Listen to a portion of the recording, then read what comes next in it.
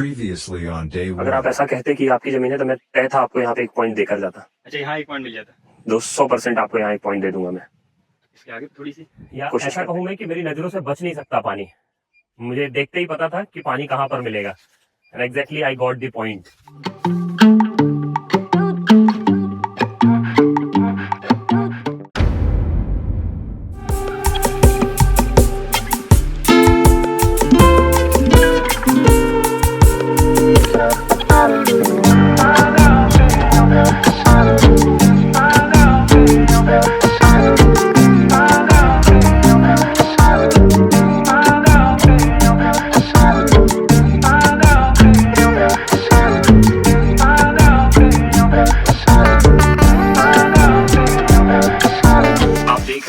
Nature कितना खूबसूरत है, हर चीज का ध्यान रखता है।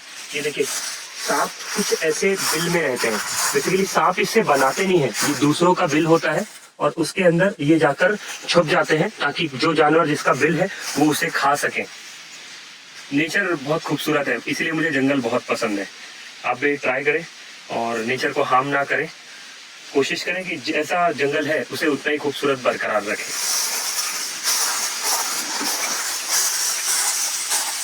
आप ये सोच रहे होंगे कि चलते वक्त मैं इसे ऐसे क्यों तोड़ रहा हूँ। बेसिकली ये हमें गाइड करेंगे कि हम इस रास्ते को यूज कर चुके हैं और हमारा जो ये पोर्शन है वो टेस्ट करके कंप्लीट हो चुका है। अब हमें इस पोर्शन में नहीं दूसरे पोर्शन में टेस्ट करना है।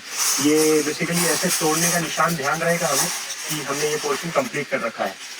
तो आप भी इस ट्रिक्स को यूज कर सकते हैं अगर आप सर्वे कर रहे हैं और आप ऐसे घने जंगल पे हैं जहाँ आपको याद नहीं कि आप कहाँ से घुस रहे हैं और कहाँ से निकल रहे हैं।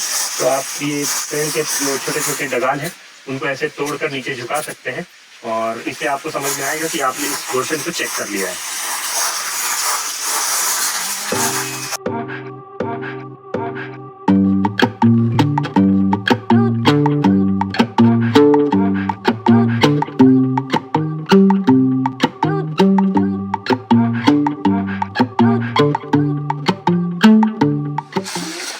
क्रॉप रूट्स है, इसे क्रॉप रूट्स बोलते हैं। बेसिकली ये मतलब बरगद बनियान ट्रीज में जो होती है उनमें आती है और ये नीचे जाकर यहाँ पर कुछ दिनों बाद ऐसे नीचे जाकर गड़ जाती है और ये न्यूट्रिशन प्रोवाइड करती है बेसिकली पेड़ को, क्योंकि ये इतना बड़ा पेड़ है और न्यूट्रिशन के लिए हेल्प करती है, स्टेबिलिटी में हेल्प करती है। तो these are called prop roots, इन्हें प्रॉप रूट्स कहते हैं। और ये नीचे जाकर यहाँ ऐसे धीरे धीरे कुछ दिनों में जमीन में धंस जाएंगी और बहुत ही पुराना पेड़ है, ये समझ में आ रहा है जैसा हमें। पुराना पेड़ है, मतलब इनका कहना ये है कि ये इनके ही प्लॉट पे ये पहली बार देख रहे हैं इस पेड़ को। तो कितनी बारीकी से देखना पड़ता है हमें बोरवेल के लिए जब पॉइंट लेते हैं, क्योंकि हर एक छोटी छोटी इंफॉर्मेशन इंपॉर्टेंट है पानी का पॉइंट चूज करने के लिए।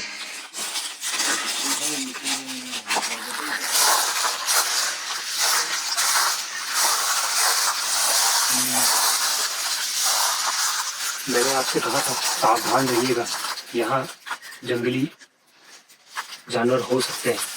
ये देखिए ये ज्यादा पुराना नहीं है, नया ही है।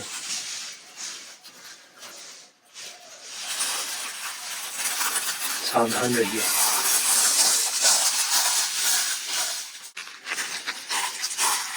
यहाँ के लोगों को जंगली जानवर की आदत है। यहाँ के जो छोटे छोटे ट्राइब्स हैं वो इन सब चीज़ों से बहुत इंटरैक्टिव हैं।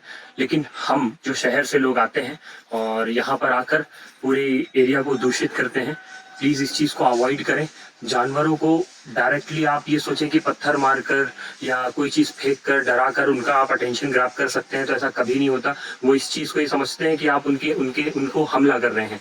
तो प्लीज़ अगर आप किसी जानवर को देखने जाते हैं कभी जंगल टाइगर सफारी पे, तो दूर से देखें और शांति से आप बैठे रहें। उनकी तरफ कोई भी मूवमेंट या उंगली कर उनकी तरफ दिखाना ना करें। बचें और नेचर को हार्म ना करें।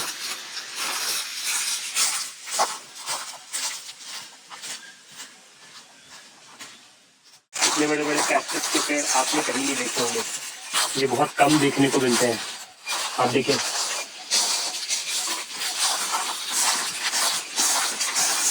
गांव के लोग इसे अपने दो घरों के बीच का सीमांकन बनाने के लिए करते हैं ताकि जानवर वगैरह उनके घरों में ना घुस सके। ये देखिए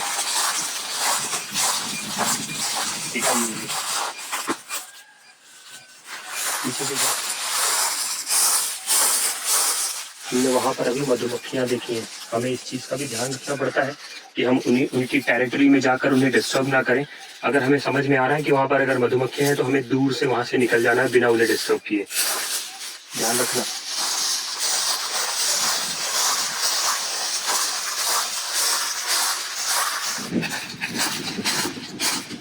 ये पेड़ जो आप देख रहे हैं ये बेसिकली महुआ एक फ्रूट होता है इस प्लांट से, जो बेसिकली देसी दारू जिससे बनती है, ये उसका पेड़ है। और यहाँ पर बड़ी आसानी से आपको हर कदम में ये देखने के लिए मिल जाएगा। पुराने ज़माने की जो ट्राइब्स थी, पुराने ज़माने के जो लोग थे, इन पेड़ों को लगाते थे अपने खेत के बीच बीच छांव के लिए। इसके नीचे वो अपना शेड बनाते थे ताकि जब उनकी फसल का जो समय रहता था उस समय पर वो इसके नीचे आराम करते थे। और यहाँ से जो फ्रूटिंग, जो ऑफ सीजन होता था, जिस समय पर खेती कटने के बाद में जो दूसरे सीजन के लिए तैयारी की जाती थी, उस समय पर गर्मियों के समय पर जब यहाँ पर महुआ गिरना चालू होता था, इसके फ्रूट्स गिरना चालू होते थे, तो इन्हें बेचकर वो अपना थोड़ा बहुत जो और प्रॉफिट है एडिशनल, उससे वो इन्हें यहाँ से मिलता था।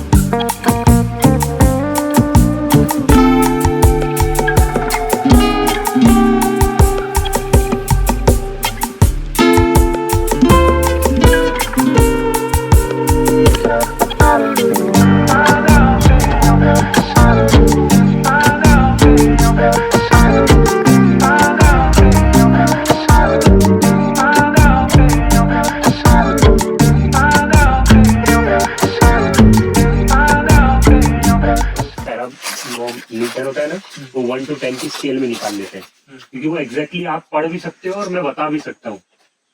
मेरे लिए तो अंडरस्टूड है, मैं कैसे समझ जाऊंगा, पर आप भी कभी रिपोर्ट खोलो तो आपको समझ में तो आना चाहिए कि हाँ, तो एग्जैक्टली 1 to 10 की स्केल में वो कहा जाता है स्टेबलाइज हो रहा है।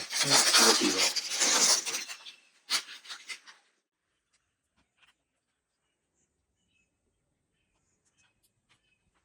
तो बैठिए इस तरफ।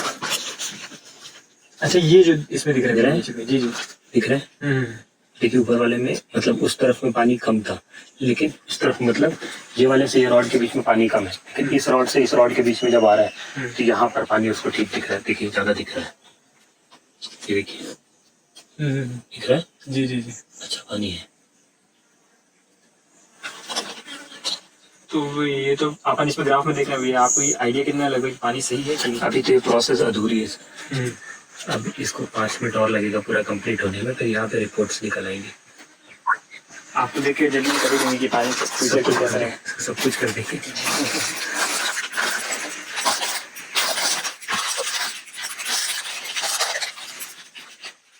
डिस्कनेक्ट हो रहे थे। मिल गया ना, बेहतरीन पानी मिल रहा है sir. Rock density 83%, rate 87%, salinity 4000। अभी तक में सबसे कम सैलिनिटी हमको यहीं देखने को मिली है। बहुत ही बेहतरीन।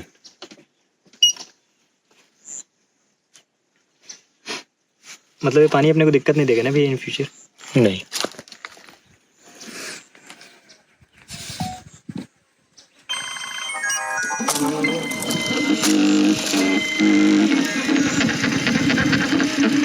कहाँ घुस रहा है? बढ़िया।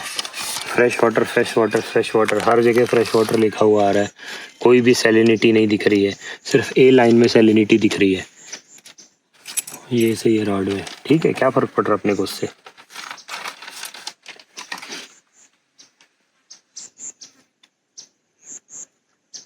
बहुत ही बेहतरीन।